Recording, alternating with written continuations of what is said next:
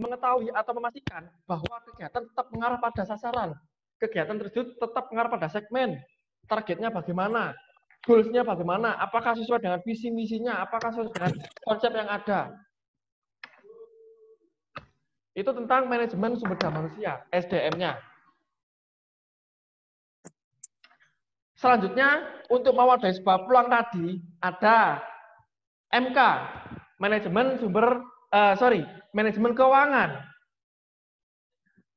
Tenang, Anda kalau bukan background akuntansi, bukan background manajemen keuangan, jangan khawatir.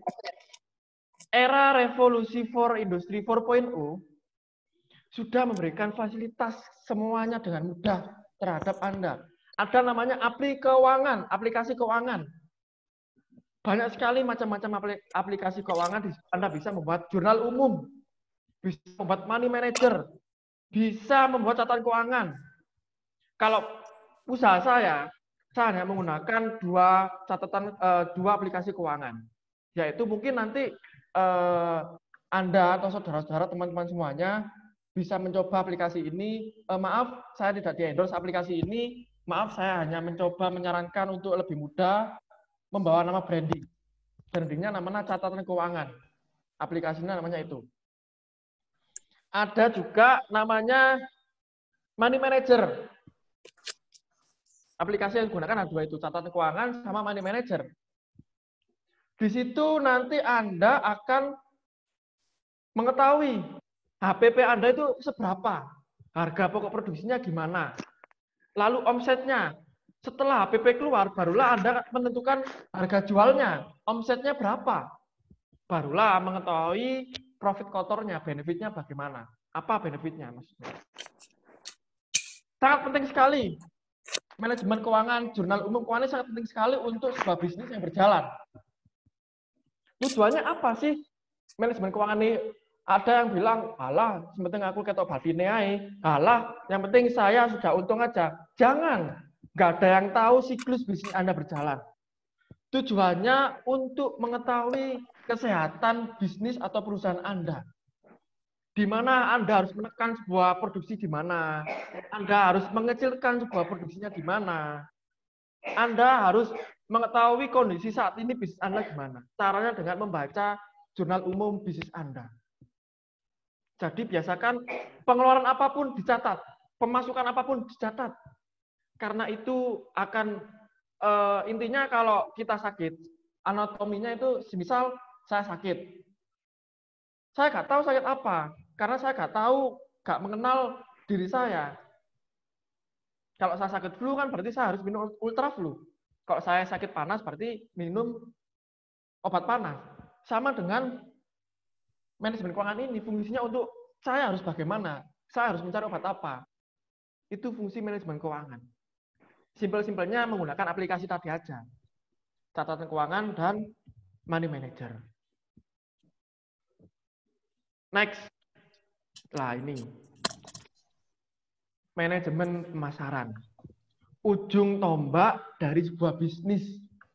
Bagaimana cara meningkatkan sebuah kuantitas.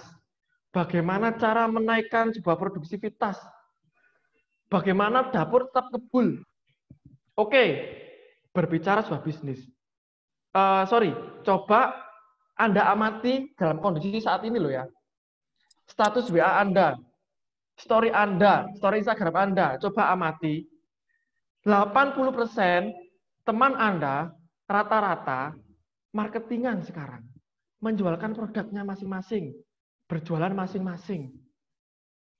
Semua akan marketing pada saatnya. Tapi ingat, semua orang bisa mudah sekali membuka bisnis. Semua orang bisa mencoba untuk membuka wirausaha. Tapi tidak semua orang bisa konsisten dalam bisnisnya. Tidak semua orang bisa mengembangkan bisnisnya. Tidak semua orang bisa mempertahankan strategi bisnisnya. Makanya ada strategi bisnis dalam pemasaran, marketing penjualan.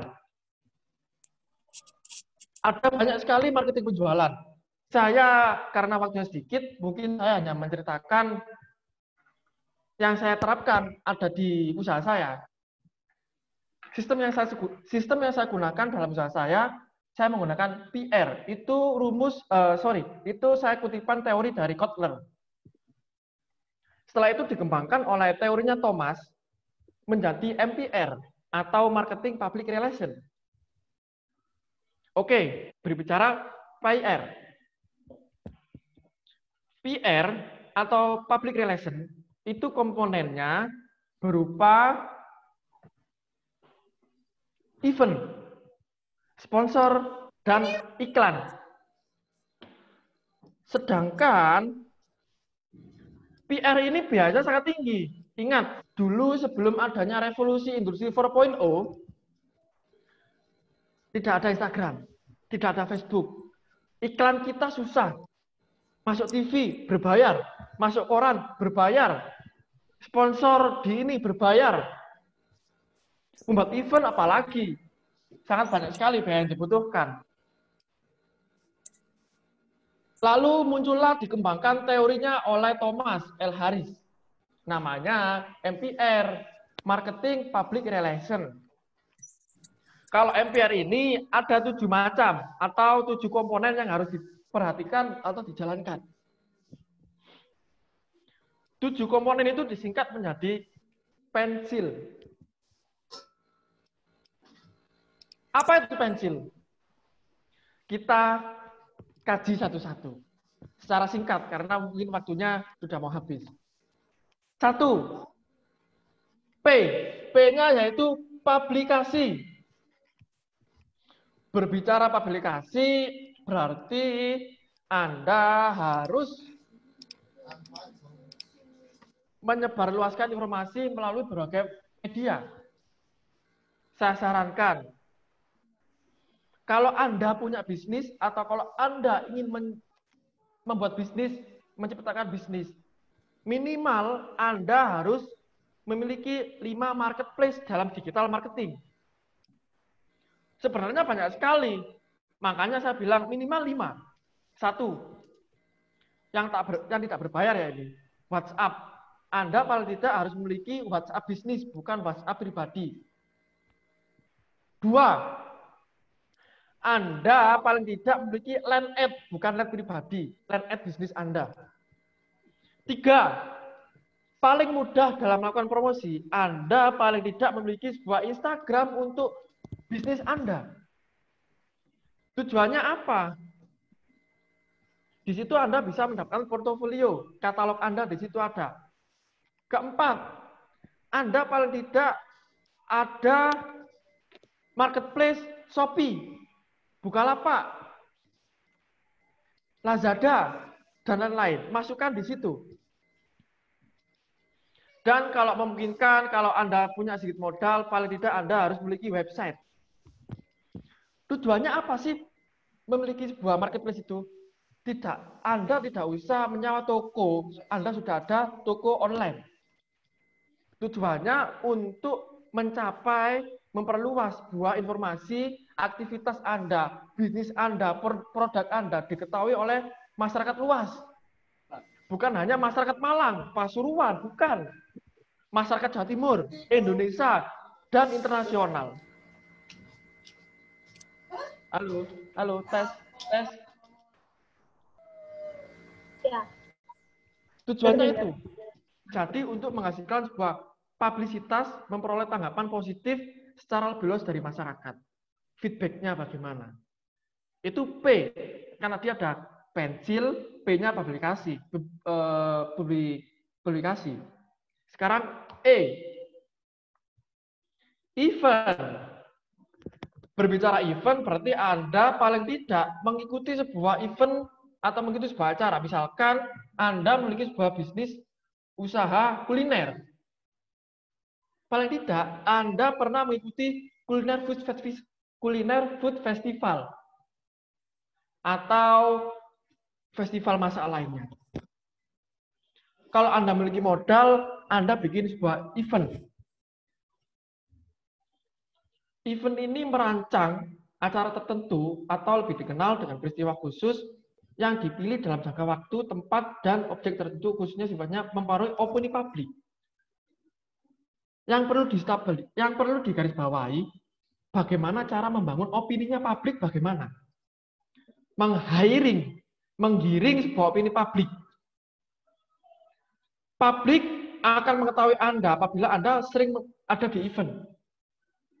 Biasanya, maaf ya, saya menyebut merek lagi, Gojek, Grab, sering mengadakan event ini, event itu, ikuti. Kalau usaha saya, kebetulan saya di usaha fashion, pakaian. Seperti yang ada di slide ini, usaha, misalkan saya membuka event di Rampal, mengikuti acara Geekfest, ada Indie Clothing Carnival, ada pameran baju dan lain-lain. Terus saya merancang sebuah event dengan tim saya, dengan teman-teman toko saya, ini ada fotonya ada di toko. Kemudian event streetwear atau event di jalan, buka open booth misalkan setiap hari Sabtu malam Anda menjualkan produknya di jalan, di CFD mungkin, itu sebuah event kecil. Tujuannya apa? Meng-hiring opini publik. E-nya itu. Kan pensil, P publikasi, E-nya event. Masuk lagi N. N berbicara tentang news atau sebuah berita. Apa sangkut pautnya berita dengan bisnis?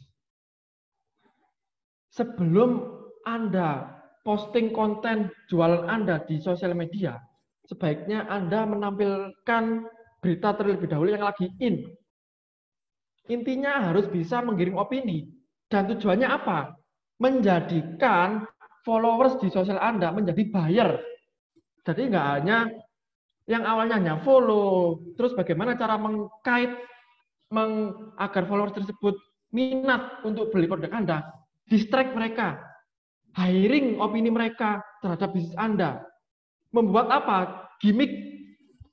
Membuat gimmick. Saya kasih contoh. Kalau usaha saya kan konveksi pakaian, fashion. Sebelum saya posting langsung gambar pakaian, sebelum saya posting gambar konten posting pakaian saya posting terlebih dahulu berita-berita yang terkini. Misalkan berita terkini kan tentang COVID.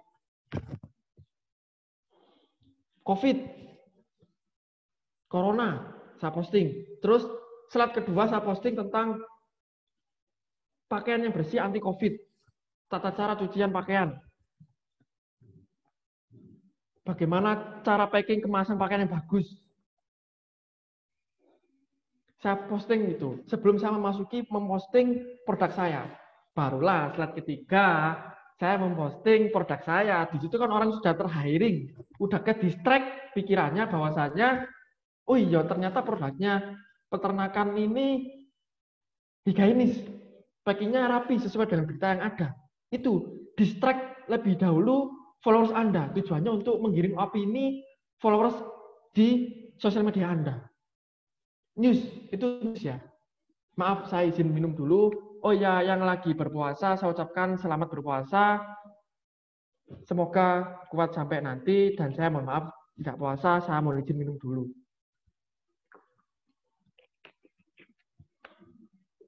News, tujuannya itu tadi, meng-hiring opini, mendistract buyer mendistract followers menjadi buyer.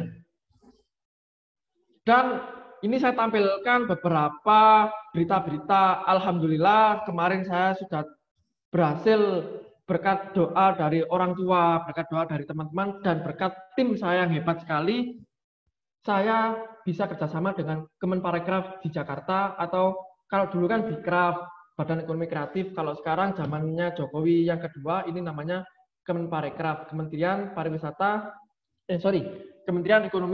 Ekonomi Kreatif dan Pariwisata. Kemarin saya pengajuan proposalnya bulan Maret, sebelum puasa, tembus ACC-nya setelah Lebaran.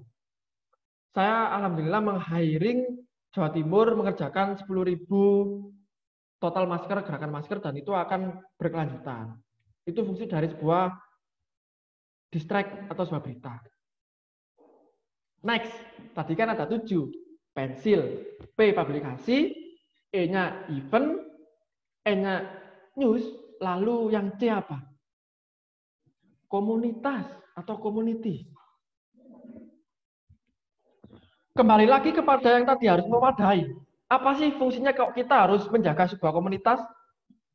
Relasi, menjaga lingkaran Anda, menjaga sebuah keluarga Anda di dalam lingkaran tersebut. Ini ada sangkut pautnya dengan antropologi sosial. Kalau Anda pintar-pintar sosial bersosialisasi, Anda harus bisa menjaga komunitas itu. Tidak ada yang namanya bisnis yang tanpa sosial. Tidak ada yang namanya bisnis atau wirausaha tidak didampingi sebuah relasi yang kuat. Tidak ada. Oh ya. Ini seperti contohnya komunitas saya sempat menjadi sponsor-sponsor di Pasuruan. Kebetulan saya juga kan di fashion, jadi ada di kampus-kampus, di BEM, HMJ, di SMA-SMA, dan lain sebagainya. Next, karena waktu sudah sedikit, langsung next saja ya. I-nya yaitu inform or image, atau lebih dikenal, ini adalah, inform or image ini berbicara tentang identitas produk Anda. Coba Anda amati lagi, apakah usaha Anda sudah ada identitasnya? Satu, logo. Berbicara antropologi, berarti logo ini ada di logos sosial. Badan sebuah usaha Anda, kenalan badan usaha Anda. Logo, minimal logo, identitas usaha Anda. Keterkaitan inform or image dengan brand awareness. Brand image, pencitraan, citra brandingnya. Saya kasih analogi. Kalau kita mau beli produk pompa air, pasti mikirnya ke Sanyo. Itu sudah menciptakan sebuah analogi, sebuah citra merek yang luar biasa, Sanyo. Ada sebuah value yang tersendiri. Saya kasih analogi lagi, meskipun Anda beli minuman botol, namanya mereknya Cleo Club, tetap Anda beli Aqua. Itu namanya citra image. Lah, bagaimana sih caranya biar orang itu bisa melekat citranya ke customer?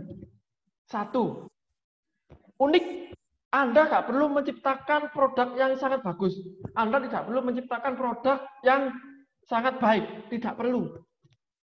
Tapi kuncinya satu, unik. Ada pesan saya, satu ya.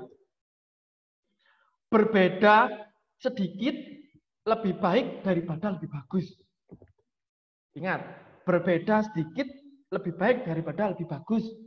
Karena yang akan diingat itu yang unik, yang akan diingat itu yang berbeda. Coba lihat, cewek-cewek cantik, perempuan-perempuan cantik akan mencari laki-laki yang berbeda daripada yang lain. Tidak perlu menjadi lebih tampan, nggak perlu. Tidak perlu menjadi, aku tak pengen jadi kuah, cek. Jadi ini nggak perlu. Cukup Anda berbeda lebih sedikit dari yang ada. Contohnya iPhone. Contohnya lagi tadi seperti Aqua dan lain sebagainya. Itu tentang I, inform or image. Next, pensil. L-nya adalah lobbying atau negosiasi. Bagaimana cara kita melobi? Bagaimana cara kita melobi sebuah customer untuk tujuannya lobby ini bukan bagaimana caranya kita customer itu beli saat ini, tidak. Tapi bagaimana caranya melobi customer ini biar beli di kemudian hari. Bikin penasaran. Buat sebuah persuasif pendekatan secara personal. Ini ada hubungannya dengan teori antropologi sosial. Balik lagi ya. Anda apabila pintar bersosialisasi, di situ akan mendapatkan sebuah emosional yang tersendiri dari sebuah customer. Tujuan dari lobbying itu. Jadi pendekatan kepada customer gimana, cara bernegosiasi gimana, dan lain sebagainya. Terakhir, tentang social responsibility. Ini kalau perusahaan besar, namanya CSR, atau Corporate Social Responsibility. Contoh CSR, maaf saya nyebut merek lagi, kalau Jarum, CSR-nya berupa beasiswa kampus pendidikan. Kalau Pokari mungkin contohnya pembuatan taman. Di Malang ini ada Taman Pokari, belakang gereja. Terus lantas gimana Mas cara social responsibility-nya untuk bisnis kecil atau UMKM? Itu Anda harus memperkuat lingkaran. Anda harus mengayomi, mengentertain sumber daya manusia yang Anda miliki. Apa sih social responsibility-ku? Social responsibility itu bagaimana pertanggungjawaban kita kepada sosial, hasil dari bisnis kita kepada sosial. Kalau usaha saya kasih contoh kecilnya, misalkan saya punya tim, ada tim menjahit, ada tim sablon, ada tim desain, dan lain sebagainya. Kadang tanggung jawab sosial saya, misalkan tim jahit saya berikan seminar, saya ikutkan pelatihan menjahit lebih cepat, saya yang biayai. Itu contoh pertanggungjawaban kerja sosial. Contohnya lagi, ada desainer saya ikutkan seminar untuk desain lebih ini, untuk seminar desain DKV dan lain sebagainya. Jadi, social responsibility terhadap UKM kecil atau bisnis kecil itu pada Anda harus meningkatkan kualitas dengan cara mengikut sertakan pegawai Anda, tim Anda ke berbagai macam pelatihan. Itu social responsibility yang ada pada UMKM. Mungkin itu karena waktu juga mepet dan ada pembicara satu lagi yang belum tersampaikan. Dari saya, apabila ada kata yang kurang berkenan, mohon maaf sebesar-besarnya. Dan apabila ada sebuah poin yang positif, mungkin bisa nanti kita sharing, ada kontak person saya di situ. Dan saya ucapkan terima kasih banyak kepada audiens yang telah hadir. Assalamualaikum warahmatullahi wabarakatuh. Waalaikumsalam warahmatullahi wabarakatuh. Terima kasih untuk materi yang sangat menarik dari Bapak Farid. Pemateri yang terakhir, kita konekkan dulu dengan Bapak Niherno. Bisa menangkap suara saya? Bisa, Bu? Halo. Oke, bisa dimulai, Pak. Waktunya. Benar, akan saya screen. Minta tolong Bapak Farid, screen-nya dimatikan dulu. Oh ya, sorry, maaf. Masih hidup.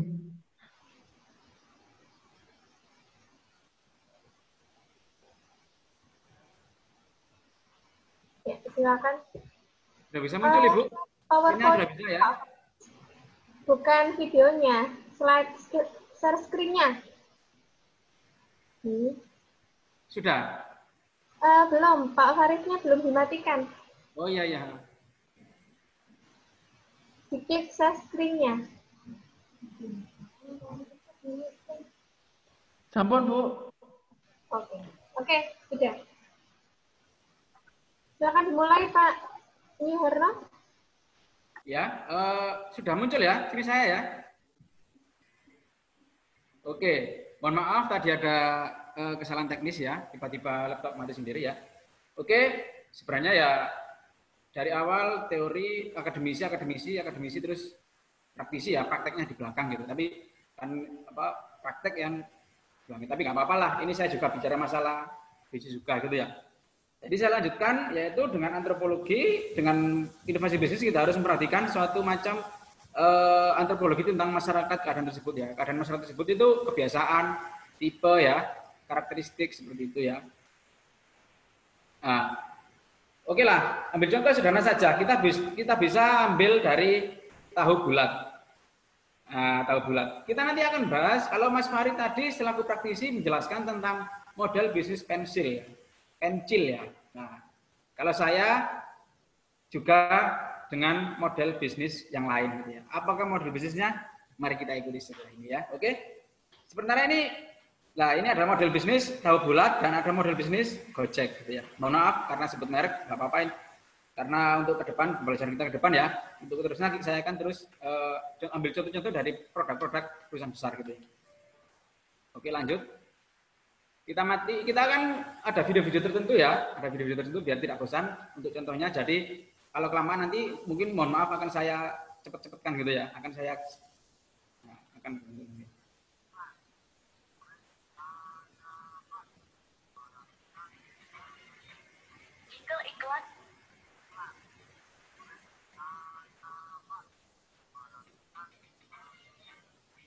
iklan dari pengeras suara ini kini kian marak terdengar di jalanan untuk wilayah Jakarta dan sekitarnya. Itulah yang menjadi ciri khas jajanan yang fenomenal ini, bisnis tahu bulat keliling. Tahu ini memang berbeda karena bentuknya yang bulat dan harganya yang murah. Tahu ini dijual seharga Rp500 per butirnya. Karena promosinya yang menarik, banyak masyarakat yang membeli. Para pedagang ini biasanya memulai menjajakan tahu bulat ini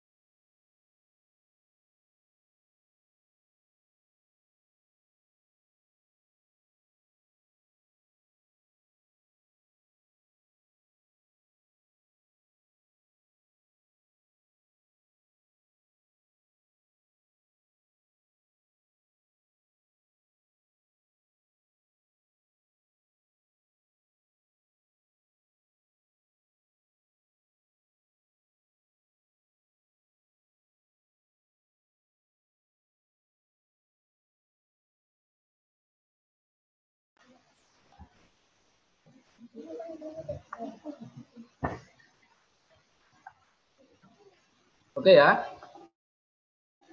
Apakah sudah muncul?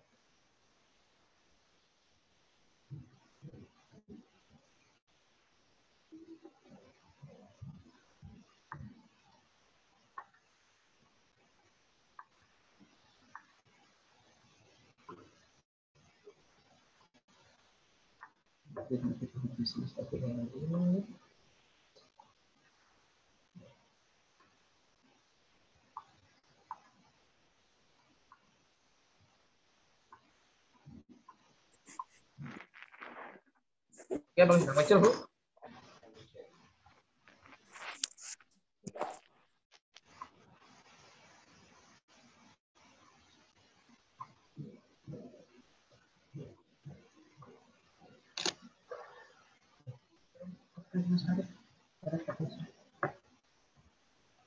Oke ya. Jadi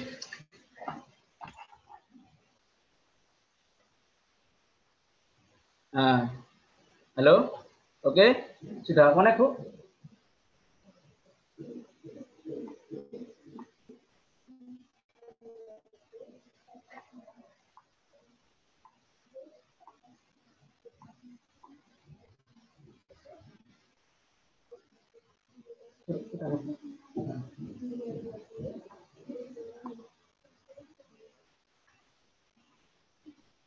Oke?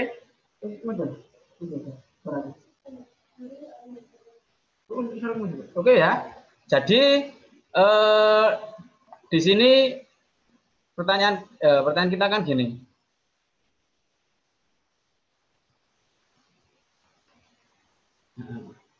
Nah, pertanyaan adalah ya, bagaimana cara meningkatkan produksi tahu bulat ini yang dulunya itu sempat nge-lag ya, sempat muncul tahu bulat ini muncul di awal tahun 2010, 2011, 2012 itu muncul tahu bulat. Tetapi hilang lagi di tahun 2013, 2014, 2015 itu seperti tidak ada jarak. Terus, nah karena di 2016 itu muncul lagi, maka pertanyaan kita selanjutnya itu kan sederhana.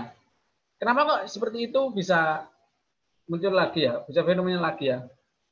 Jawabannya sederhana. Caranya tahu bulat ini merubah model bisnisnya. Gitu. Jadi tahu bulat itu di tahun sebelumnya itu berjualan di pinggir-pinggir lapak-lapak gitu aja kan ya. Tetapi ini membuat model bisnis yang beda ya. Dengan cara apa? Dengan cara di mobil seperti pickup itu ya, yang seperti video ini, maaf videonya tidak itu. Ya. Terus di mobil seperti pickup digoreng langsung dan ada jingle-jinglenya juga ya. Itu ada yel-yelnya juga gitu loh ya. Ya, setiap masuk ke daerah-daerah tahu bulat ini selalu bilang ada soundnya gitu ya. Tahu bulat ya goreng dadakan gitu ya. Itu jadinya seperti itu ya. Nah, setelah nggak langsung itu mempengaruhi bahwa alam sadar masyarakat ya mendengarnya itu oh gini ya digoreng dadakan enak kenyes-kenyes ya. Rasanya juga bermacam-macam rasa juga gitu ya. Oke. Yang kedua yaitu bisnis Gojek. Ini bisnis Gojek ini yaitu bisnis yang viral pada saat ini itu. Jadi apa itu? Viral pada saat ini memanfaatkan seperti yang saya bilang tadi itu, memanfaatkan antropologi masyarakat. Seorang Nadiem Makarim apa itu melihat Jakarta yang sedemikian rupa itu macet. Ya, berawal dari masalah macet. Terus seorang juga perlu cepat. Seseorang di sisi lain kan apa? Perkembangan teknologi di orang Indonesia ini juga maju. Orang-orang juga pada nggak gaptek lagi. Jadi seperti itulah. Disitulah muncul suatu apa itu? Muncul suatu gagasan dari Nadiem Makarim untuk memunculkan ide Gojek tersebut. Pertama macet, ya. Dengan apa? Dengan cara ATM. Seperti kata Mas Farid tadi, seperti Mas praktisi tadi ya. Kata ATM, amati tiru modifikasi. Dari ojek yang offline, kenapa kok bisa seperti itu pendapatannya? Yang dokter ojek juga banyak. Karena memanfaatkan dari kondisi permasalahan kebudayaan dan karakteristik masyarakat. Ya. Jakarta mobil-mobilan kok macet. Nah, dari situlah muncul ide yang seperti itu, gitu ya.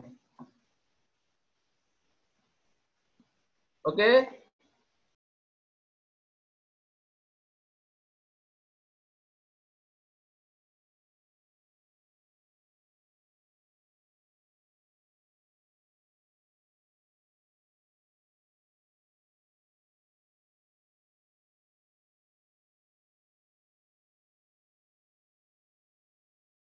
Ya, sebentar ya. Akan saya putarkan videonya. Mohon untuk mengira-ngira, untuk merancang-rancang apakah yang akan ditanyakan di akhir sesi nanti, gitu ya.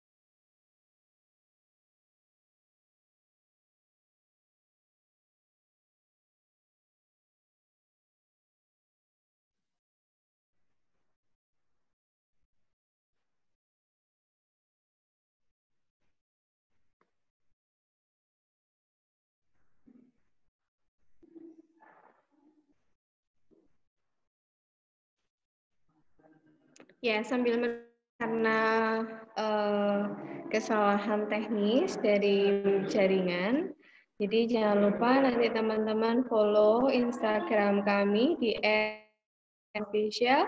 Nanti untuk merchandise dari pertanyaan menarik yang terpilih akan diupload di sana.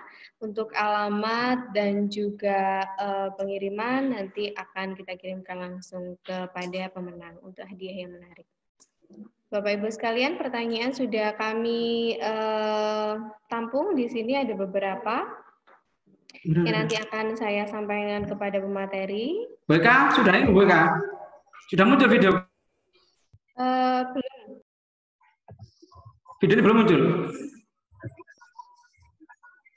Sudah muncul? Ini sudah. Iya.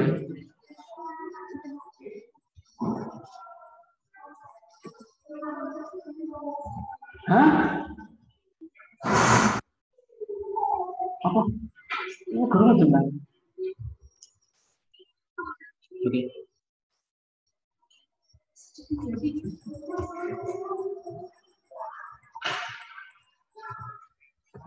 Sama